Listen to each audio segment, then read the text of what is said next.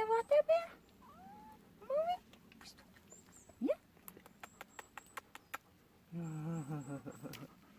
Viens. Oui. Mamie.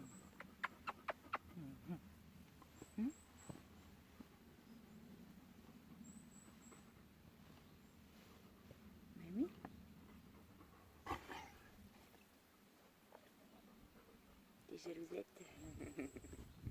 Elle est jalousette, Pouni. Bon. Oh, allez, pousse-toi. Tu vas nous faire fuir là. Hein, petit chou d'ivoire. Ouais, bah oui. File de là. Faut pas être tranquille. Hein. Je te protège. Et salut à tous les amis, je suis ravie de vous retrouver aujourd'hui dans cette nouvelle vidéo. J'espère que vous allez tous passer une bonne semaine et que vous allez tous très très bien. Alors cette vidéo, comme d'habitude, on va faire un petit peu le topo de ce qui s'est passé cette dernière semaine. Alors déjà j'ai attaqué la semaine, je vais vous dire, pas vraiment grandement en forme, puisque c'était... Attendez... On est combien là? Le 22. Donc du coup ça devait être le vendredi 12. Regardez-le moi celui-là.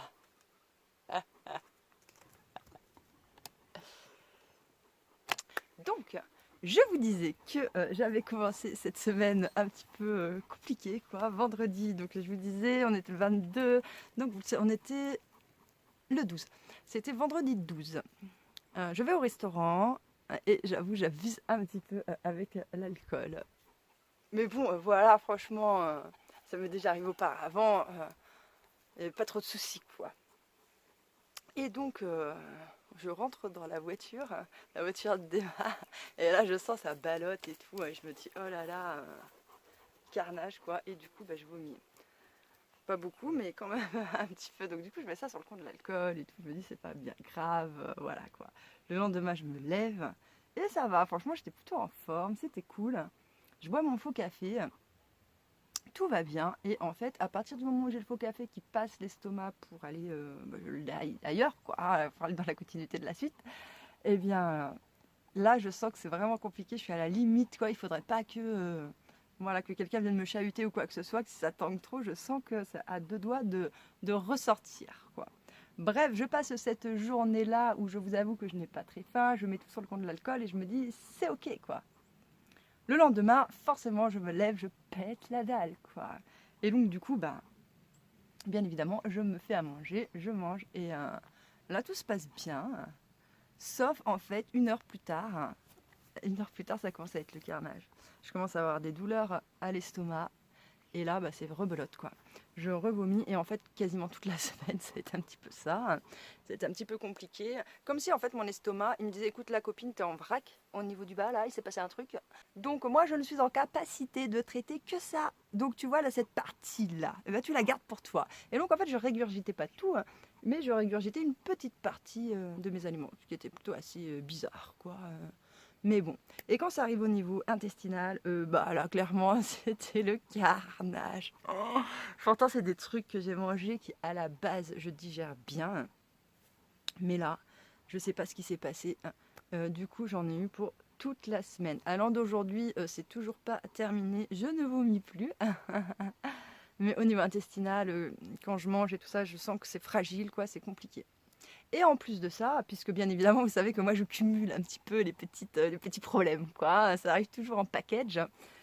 Et donc il se trouvait en plus de ça qu'au moment où j'ai eu ça, j'étais pile au milieu entre mes 15 jours d'arrêt de traitement.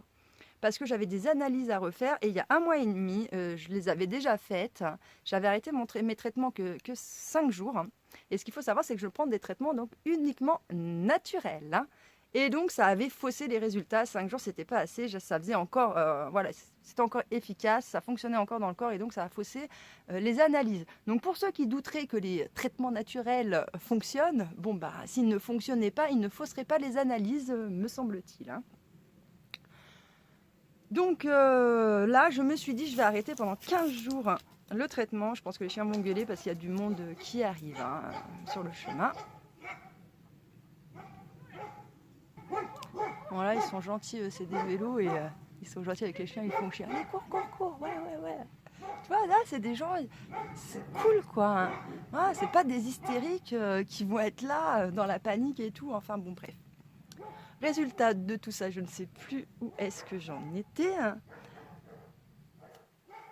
Mais oui, voilà. Du coup, j'avais décidé d'arrêter pendant 15 jours tout traitement pour être sûr que ces analyses-là, hein, eh bien, passent, voilà, soient correctes. Quoi, en fin de compte, qu'elles ne soient pas faussées. Et en fait, ça arrivait pile, ce truc intestinal, au moment hein, où, pile au moment de ces 15 jours, quoi.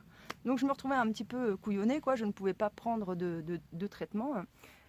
Et donc, j'ai dû attendre un petit peu que ça passe. Et donc, enfin, mercredi, ça faisait 15 jours, j'ai pu aller faire mes analyses. Et donc, j'ai pu directement reprendre des traitements pour essayer de régler ce petit désordre. Aujourd'hui, c'est toujours pas entièrement remis. Hein, mais comme je vous disais, déjà, je ne régurgite plus, c'est dit qu'il y a déjà pas mal. Et ça m'a quand même un petit peu fatiguée. Tout ça, je pense que ça se voit. Hein.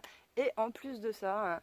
J'étais vraiment contente parce que, mais bon, ça je pense que je vous en parlerai plus dans une prochaine vidéo où je vous ferai un petit peu le bilan au niveau santé. Mais bon, j'avais réussi à reprendre quelques kilos. Alors je sais que quand je parle d'essayer de reprendre quelques kilos, pour certaines personnes, ça peut foutre les boules et tout ça parce qu'il y en a qui essayent de maigrir et qui n'y arrivent pas. Et moi je suis là en train de vouloir grossir et voilà, je peux comprendre que ça foute la mort. Mais tout ça, en fait, ça s'explique à cause de mes problèmes de santé et en fait du protocole alimentaire que j'ai. Hein. À cause de ça, j'ai vraiment beaucoup de mal à prendre du poids. Hein.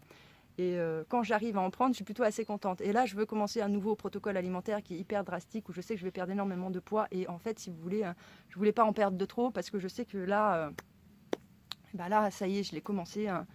Et je vais perdre énormément de poids. Donc voilà, j'étais pas très contente, parce que cette semaine-là m'a fait perdre 2 kilos. Et donc, je sais, quand on est des certains niveaux, 2 kilos, c'est rien. Mais en fait, moi, je fais déjà 55 kilos pour 1m65-67. Et donc, clairement, là, je sais que je vais perdre minimum 10 kilos. Hein. Et donc, voilà, les 2 kilos que j'ai perdus cette semaine, je les aurais bien gardés voilà, pour les perdre après. Mais bon, voilà. De quoi qu'il en soit, je vous ferai vraiment un topo de tout ça pour mieux vous expliquer tout dans une prochaine vidéo pour faire un petit bilan. Voilà, je trouve ça tout à fait normal. En plus, comme vous me soutenez et que vous m'aidez à voilà, financer une partie de mon traitement, il est normal que je vous fasse un petit topo. Enfin bon bref, voilà, quoi qu'il en soit, cette épopée se rentre dans l'ordre. Ça ne m'a pas empêché quand même d'avancer sur ce que je devais faire au terrain. Donc ça, c'était plutôt cool. Bah oui, mon amour. Oh lolo lolo. Non mais quand je vous dis celui-là, avec sa mère, c'est un truc de fou. Hein. On a vraiment une relation de dingue, quoi. Alors déjà cette semaine, il y a eu de la pluie. Je ne sais pas si vous faites partie des chanceux qui en ont eu, mais pour ma part, je fais partie des chanceuses qui ont eu de la pluie. Mais petite problématique, vous voyez que j'ai sorti l'échelle, j'ai dû monter sur le toit de la yourte. J'ai une infiltration en fait là-bas en haut. Et quand il pleut pas beaucoup, ça va, puisque j'ai eu de la petite pluie entre des grosses pluies et nos problemos.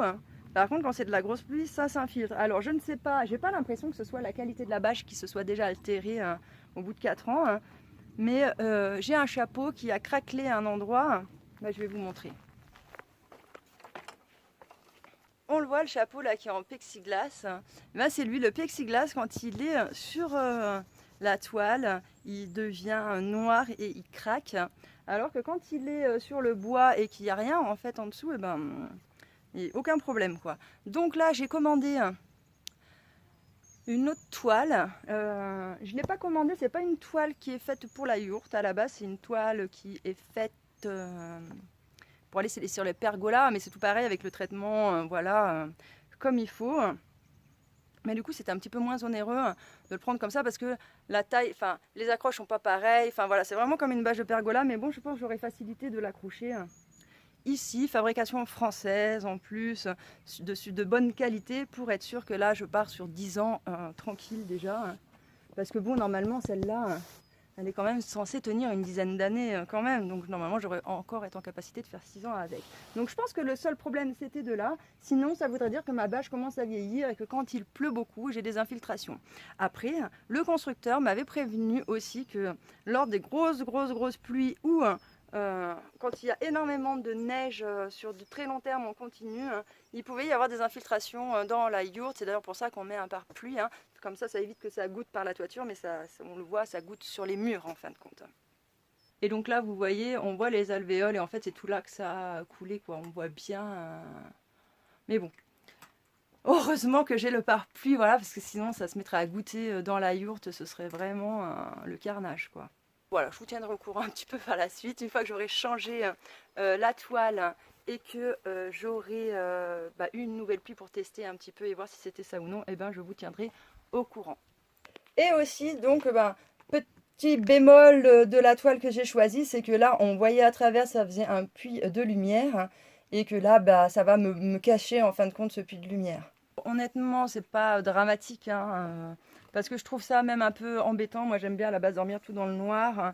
Et ce puits de lumière, c'est bien pour certains moments donnés de la journée, mais à d'autres, c'est vraiment pas pratique. Moi, je m'en accommode, hein, et je pourrais encore m'en accommoder, c'est pas un problème, mais c'est vrai que le fait de plus rien voir du tout, on verra si c'est trop gênant ou pas, j'espère pas, parce que j'ai pas grande lumière du coup dans la yourte, puisque la journée je ne suis pas dedans, et puis le soir j'ai juste besoin de ma lampe de chevet et ça me suffit, quoi. Et puis sinon j'ai la frontale. Mais peut-être que là il faudra que je rajoute du coup une lumière principale peut-être dedans. Donc comme je vous disais aussi, il y a donc pas mal plu, hein, et comme je vous disais aussi, j'ai eu la chance donc d'avoir 2 orages. Et en plus de ça, entre ces 2 orages, j'ai eu un petit peu de la petite pluie. Alors c'était pas la folie de la petite pluie, hein, mais quand même pendant quelques heures, j'ai eu de la petite pluie qui est pas mal tombée. Et du coup, ça a été tout bénef. J'ai eu l'orage pour me recharger mes cuves et un petit peu de pluie qui a servi à arroser un peu le potager, quoi. Et donc, bien évidemment, cette semaine, j'ai passé mon temps à faire quoi? À transvaser les cuves, parce qu'en fait, cette toiture-là récupère pas mal, comme la toiture qu'il y a sur la caravane de mon fils. Et donc, du coup, c'est des cuves que je suis en perpétuel mouvement quand il pleut beaucoup, quoi, parce que je ne veux pas perdre une seule gouttelette d'eau. Donc bon, il a fallu que je transvase. Là, après, il a replu, j'ai retransvasé pour être sûr de ne pas perdre une gouttelette. J'ai fait quasiment que ça, quoi. Je l'ai rechargé là, et pour vous dire, quoi, j'ai mes cuves. En 2 orages, elles sont presque toutes redevenues pleines, quoi. Donc ça c'est cool, ça fait plaisir. Et donc là aussi on voit que ça s'est quand même pas mal rempli. Et là donc il va falloir que j'en prenne cette semaine pour arroser la serre. Et donc à ce moment-là je finirai de transvaser les autres cuves là-bas, parce qu'ils n'annoncent pas d'autres grosses pluies ni quoi que ce soit les prochains jours. Donc là j'avais pas besoin de m'exciter à me dépêcher pour faire ça. Donc voilà, je leur sortirai la pompe uniquement quand j'en aurai besoin pour arroser la serre d'ici quelques jours. Ensuite, je voulais vous parler d'un truc. Alors ça, il y a des fois, je trouve ça assez marrant. Il m'arrive souvent des actions où j'arrive à un endroit et le truc pète. Il se passe l'action pile au moment où j'arrive. C'est quand même hallucinant, ça. Et donc là, j'avais cette cuve qui était presque pleine comme ça. Hein, et j'attends à côté. J'étais à côté et j'entends « pac !» Et j'essaie de regarder, je vois pas, quoi. Et 2 minutes plus tard, j'étais devant, toujours en train de bloquer, et je vois ça commence à goûter de l'eau, quoi. Et en fait, c'est le robinet qui avait pété. Et ceux-là, franchement, je les achète sur Amazon. Et c'est vraiment de la merde. Ils sont pas chers, mais c'est de la grosse merde. Ça pète sous la chaleur, ça pète sous le froid. En fait, ça tient pas la route du tout. Vous pouvez être sûr qu'en 4 à 6 mois, le bordel, il va craquer, quoi. Donc honnêtement, c'est pas la peine.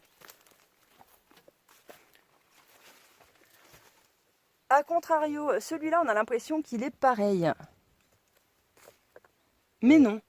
Déjà, il y a écrit on-off sur celui-là et pas sur l'autre, mais sinon, ils se ressemblent en tout point. Sauf que celui-là, depuis que je suis arrivée, ça va faire 4 ans, s'est installé dessus et il n'a jamais craqué. Et pourtant, il a tout vécu, hein.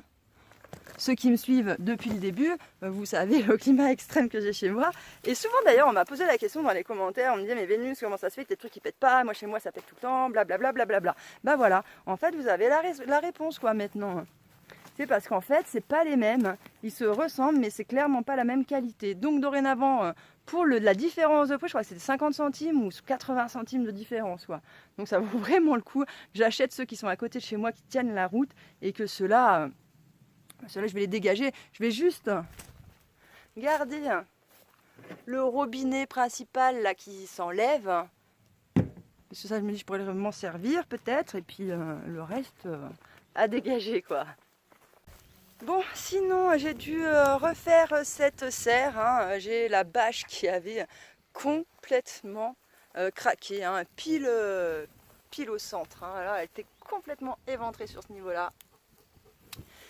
Et en fait, et d'ailleurs on voit la bâche, je l'ai mise là en attendant, hein. Et d'ailleurs, j'avais complètement oublié que j'avais cette bâche de stocker dans mon garage, enfin dans mon garage, dans mon bus. Parce qu'en fait, je m'en suis aperçue il y a quelques mois, quoi. Il y a quelques mois, je cherchais un truc, je sais plus trop quoi. J'avais posé la bâche derrière un truc dans son carton, quoi. Et je l'avais zappé. Et en cherchant ce truc, je suis retombée dessus. Je m'étais dit, waouh, trop cool, j'avais zappé que j'avais cette bâche. Moi, je me suis dit, trop bien, quoi. Là, celle-là est complètement craquée. Je me suis dit, je vais pouvoir la remplacer. Et du coup, bah, là, quand ça a pété, bah, j'étais bien contente de savoir que j'avais la bâche qui était restée là-bas. Celle-là, comme serre, eh bien, c'est pareil. C'est vraiment le carnage. On voit, je l'ai rafistolée je ne sais combien de fois. Mais mine de rien, elle tient encore la route, hein. Elle se prend des trucs dans la gueule. Elle est toujours là, quoi. Donc là, de toute façon, c'est la dernière saison qu'elle fait, hein. Je vais la démonter, hein.